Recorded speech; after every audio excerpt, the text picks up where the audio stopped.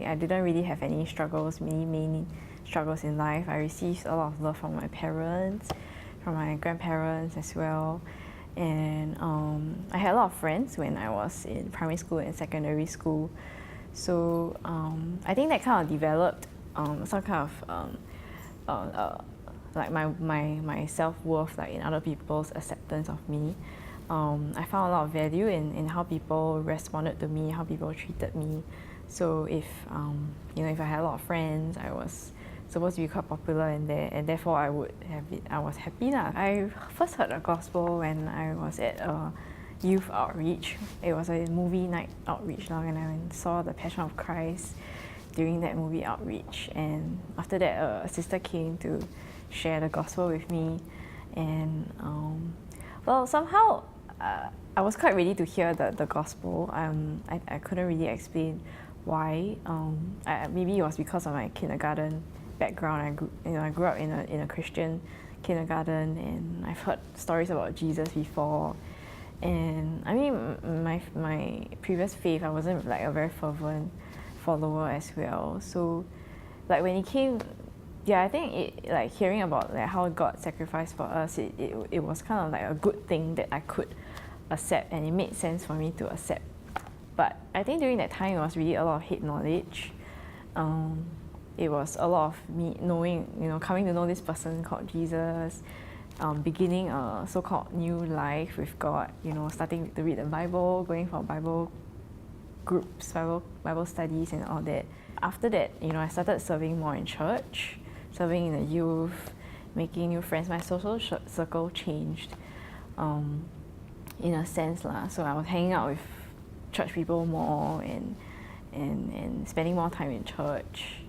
But I guess like deep down inside, I think there was still this sense of worth that I wanted to look out for in like finding acceptance in other people, getting other people's approval. So I think there were times when I was still growing as a Christian where I did struggle with friendships lah, and when friendships didn't work out, I got very upset, very emotional, and I really never believed enough that God's love was enough for me. Like I felt like God was very far away. I didn't, felt like it was as if I wasn't receiving enough love.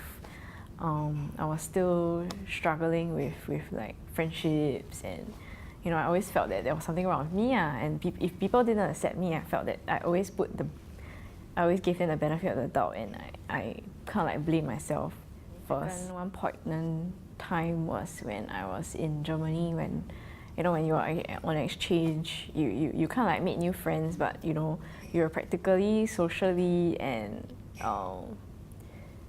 physically alone, away from people that were close to you.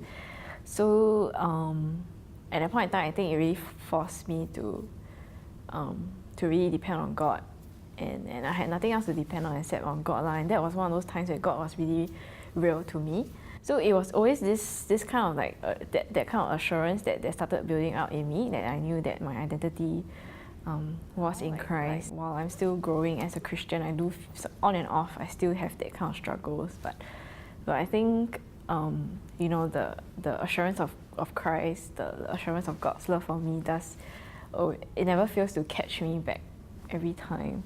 So from now, like how I relate to people, it's definitely different. I don't really want look out and search for other people's acceptance that much, or not anymore, or shouldn't anymore, right? Yeah, but not anymore. And I know that God's love for me will never change, no matter what others might feel or think about me lah. I guess the Christian walk is really like an uphill battle, but you're going up, and even though it might be a struggle at times. So yeah, I think it was really by God's grace that He really allowed me to persevere on. I'm very sure that whatever struggle that might come my way in the future, that it will be all meant for good, because God has placed eternity and hope in our hearts, and that's something that I do hold on to. and I do my best to go back to when I face any struggle as well.